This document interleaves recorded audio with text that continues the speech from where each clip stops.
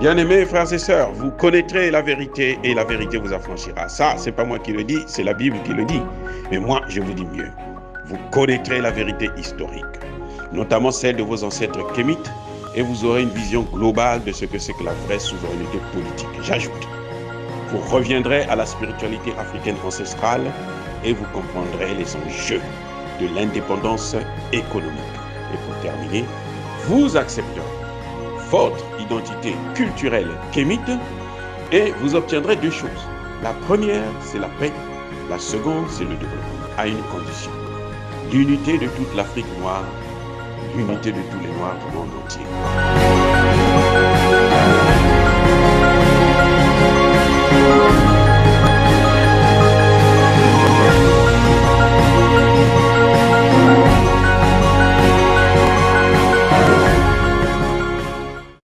Otep à tous, bienvenue sur la chaîne des panafricanistes par essence, par conviction et par excellence.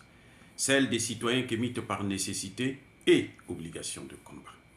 Nous sommes une chaîne qui n'est guidée que par nos ancêtres et rien que par les ancêtres qui appartiennent à l'égrégore du monde noir.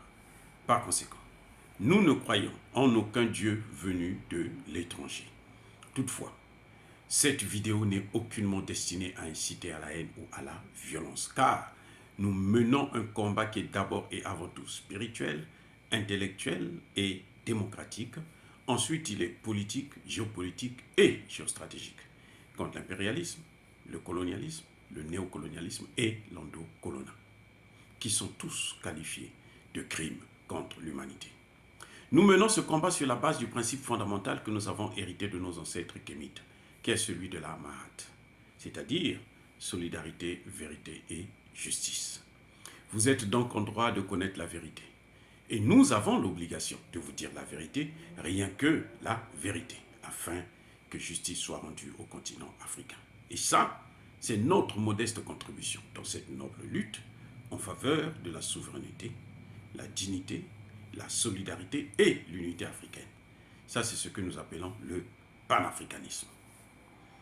Bien-aimés frères et sœurs, nous allons revenir sur le débat d'un éventuel troisième mandat du président Touadéra. Je fais une très grande différence entre un troisième mandat de Macky Sall, un troisième mandat de Alassane Ouattara et un troisième mandat de Touadéra. Et je mesure les conséquences des risques que nous devrons prendre si nous faisons une présidente tournante. Regardez ce qui se passe. Pourquoi je fais une grande différence entre le troisième mandat de Alassane Ouattara et celui de Macky Sall? En ce qui concerne Macky Sall, il a été élu régulièrement, une fois et deux fois. Mais Macky Sall, durant tous ces deux mandats, n'a fait que servir les intérêts occidentaux. Vous savez, à cette allure-là, si un autre président ne vient pas pour changer les choses, les Sénégalais vont être amenés à vivre seulement dans la périphérie de Dakar. Ils ne pourront plus vivre dans Dakar. La vie sera tellement chère, tellement élevée, que seuls les Occidentaux, les étrangers qui viennent, ce sont eux qui vont habiter dans Dakar. Vous voyez, donc, tout le travail que les Sénégalais ont fait, ce sont d'autres gens qui vont prendre ça. Parce que, vous voyez, les grands hôtels, les grands buildings qu'il est en train de faire là, ce n'est pas à la portée du Sénégalais moyen. Donc les gens seront obligés de fuir Dakar et laisser ça aux Occidentaux, aux Blancs. Si vous voulez, en termes plus terre à terre. Vous voyez, ça c'est un problème. Macky Sall, en ce moment, est en train de mettre en place, installer une base militaire américaine. Il y a déjà une base militaire française. Il veut mettre maintenant une base militaire américaine. Et il veut renforcer la base militaire française. s'il a un troisième mandat, il va faire quoi? Qu'est-ce qu'il va leur donner de plus? C'est la question qu'on se pose. C'est pour ça qu'un troisième mandat pour quelqu'un qui a passé son temps à suivre, vous avez suivi l'histoire du blé, hein, qu'il est allé négocier, flatter à Moscou. On l'a même surnommé le mendiant du blé. Il est allé soi-disant au nom des Africains et on s'est rendu compte après qu'en fait, il n'était pas parti au nom des Africains. Il était parti, ce sont les Occidentaux qui lui ont demandé d'aller négocier avec Poutine. Parce qu'il savait que Poutine va bien le recevoir et Poutine va répondre à ses doléances. Et qu'est-ce qu'ils ont fait? Tout le blé est allé en Europe. Vous avez entendu Macky Sall parler? Sur 124 navires qui ont quitté l'Ukraine pour aller à l'étranger, vers l'extérieur, vous savez combien sont allés dans les pays du tiers-monde? Pas seulement en Afrique. Donc les pays pauvres d'Amérique latine et d'Asie, il y en a eu à peine 3. Donc c'est 4% du blé qui est sorti de l'Ukraine qui est allé dans les pays pauvres du monde entier. Tout le reste là, les 96% sont allés en Europe. Et qui a négocié ce marché? C'est Macky Sall. Donc il est allé travailler pour eux, pas pour les Africains. C'est ce que nous ne voulons pas. Donc des gens comme ça, ils ne méritent pas un troisième mandat. C'est clair et net. Ça, il n'y a rien à faire. Nous allons parler de Alassane Ouattara. Pourquoi je pense que j'ai critiqué le troisième mandat d'Alassane Ouattara? Parce que Alassane Ouattara, d'abord, il est venu sur le sang des Ivoiriens. Ça, je pense que personne ne peut le contester. C'est Alassane Ouattara et Guillaume Soro qui ont été utilisés par la France pour déstabiliser le régime de Laurent Gbagbo. Avec cette rébellion armée, préparée en Côte d'Ivoire, et plutôt au Burkina Faso, et armée par la France.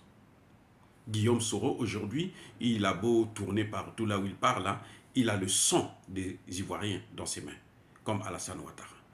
Et c'est lui, la souffrance que Alassane Ouattara est en train d'infliger aux Ivoiriens, Guillaume Soro en est aussi responsable, parce que c'est lui qui l'a aidé à venir. Il est complice.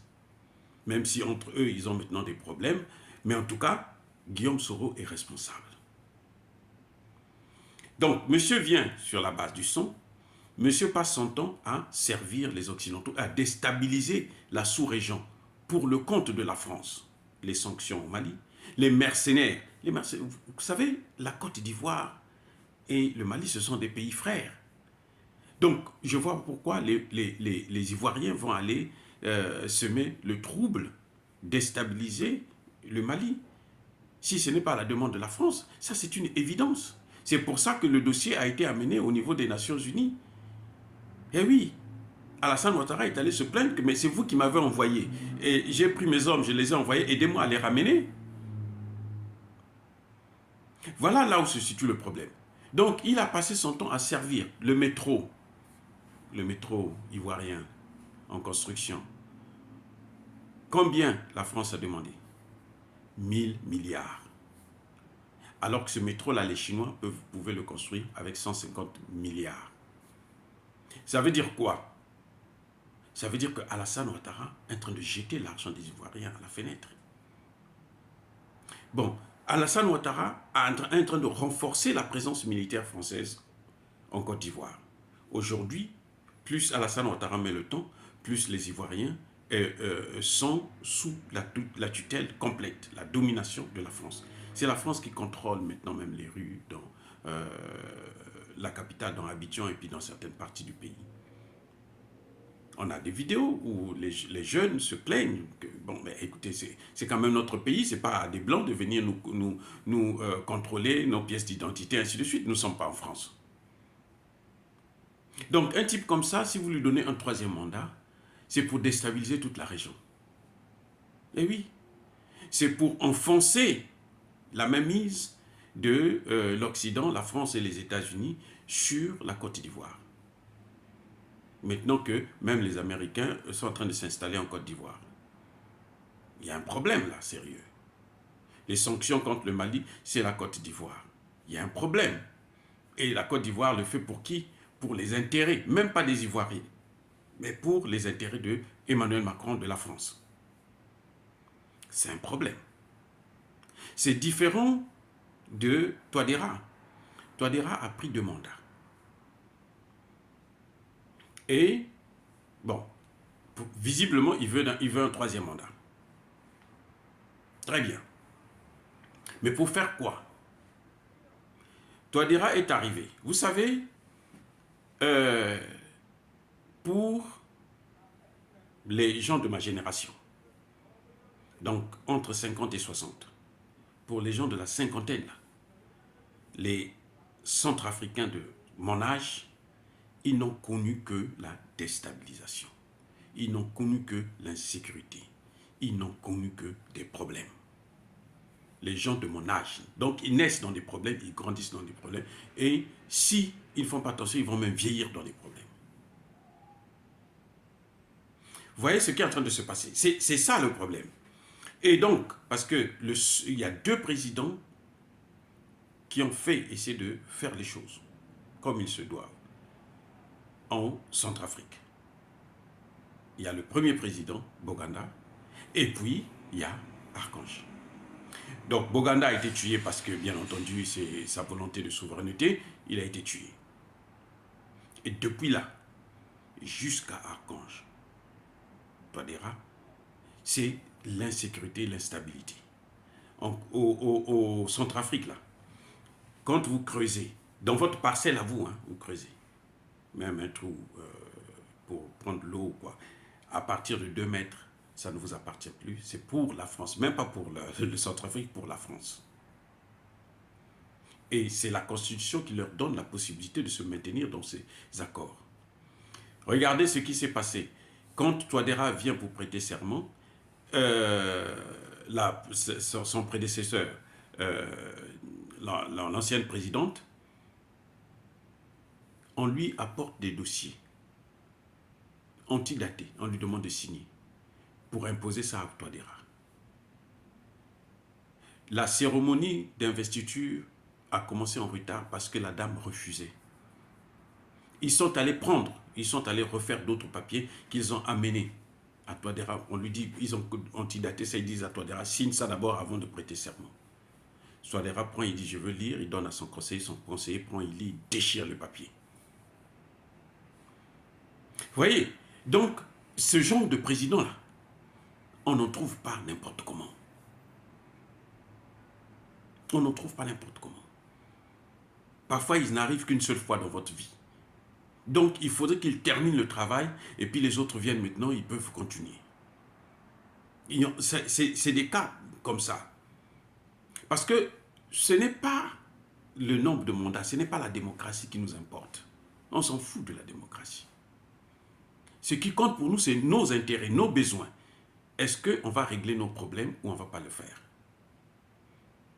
Quand Touadéra arrive, lorsque Touadéra prend le pouvoir, il règle d'abord les problèmes de sécurité. Aujourd'hui, 95% du territoire est maintenant sécurisé. Il règle le problème du CFA. Il essaie de nuancer avec le Sangokoan. Donc, un homme comme ça qui fait ce que la population veut, il faut le soutenir, il faut le garder. On ne change pas une carte qui gagne. Parce que qu'est-ce qui se passe? Si Touadéra ne prend pas un 3e mandat et que par malheur, un homme comme Bozizé, ou bien les opposants, là, Ziguélé et autres, là, qui sont là, qui dansent, qu'on ne voit que sur RFI, France 24 et tout, ils viennent là, en une semaine, ils modifient tout. Puisqu'ils viennent dans les valises des Occidentaux. Donc ils viennent pour faire le travail des Occidentaux. Vous voyez, l'Union africaine, pourquoi ça ne marche pas? Parce que les présidents, là, c'est des présidents qui sont placés là par la France, par les États-Unis, par l'Union européenne.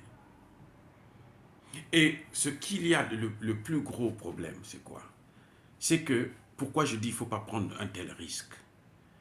Si Touadéra veut continuer, il peut continuer. Le peuple lui fait confiance, laissez-le continuer. Parce que quand ils reviennent là, Au lieu de 60 ans d'indépendance, de colonisation, d'indépendance formelle, de colonisation, ça va être 100 ans, 200 ans, 500 ans. Je vais vous prendre un exemple. Haïti. Haïti a vécu dans l'instabilité pendant longtemps, jusqu'à ce que Jean-Bertrand Aristide revienne. Comme Jean-Bertrand Aristide arrive au pouvoir, il vient, il dit la France doit payer la dette coloniale. Elle doit payer, dédommager l'argent qu'elle a pris, qu'elle a imposé à Haïti. Vous voyez, on commence à lui faire des problèmes et tout, il est parti. Depuis 2000, je pense 2004, si j'ai bonne mémoire, jusqu'à présent, il y a l'instabilité. Il y a des élections, hein.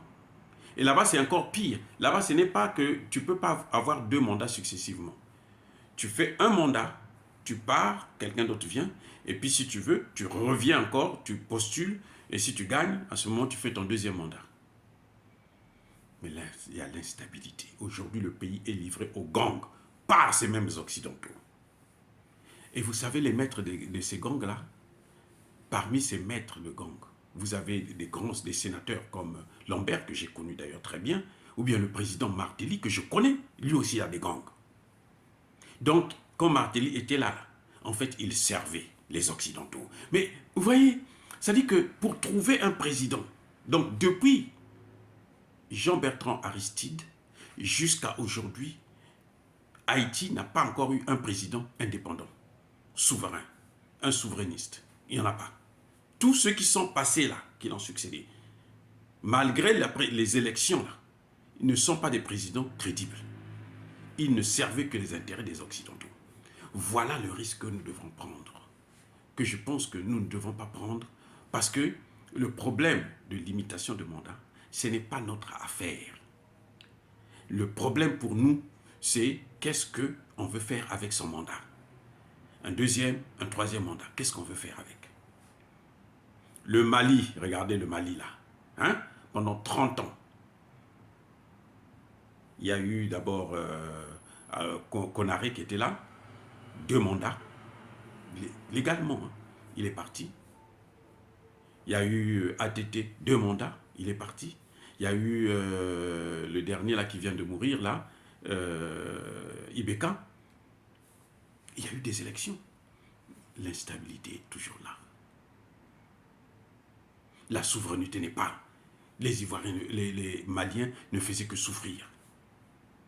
Donc si aujourd'hui on trouve un dirigeant, moi je ne ferai aucun mal que Assimi Goïta décide de modifier la charte de la transition, hein, et puis il se représente. Et oui, il le fait bien. Pourquoi vous voulez l'enlever? Pour faire plaisir aux Occidentaux. Pourquoi? À quoi ça sert? Qu'est-ce que ça nous apporte? Vous voulez encore redescendre? Nous avons aujourd'hui en Afrique, il n'y a que 2 pays qui sont l'exemple du panafricanisme, de la souveraineté des États africains. C'est le Centrafrique et le Mali. Que 2. Nous sommes en train de vous faire en prix pour que, petit à petit, on puisse gagner d'autres pays. En ce moment, les regards sont tournés vers le Burkina Faso. On ne sait pas encore si celui-là, cette fois-ci, Traoré, va respecter ses engagements. Damiba a échoué lamentablement. Mais est-ce que Traoré va respecter ça? Pour que ça fasse un 3e pays. Et petit à petit, on pourra obtenir notre indépendance. C'est comme ça qu'on pourra aller vers le développement. Mais sinon, regardez, vous voyez le Nigeria, un grand pays comme ça, là, qui est riche, la première économie d'Afrique. Regardez comment c'est. Regardez comment les Nigériens vivent.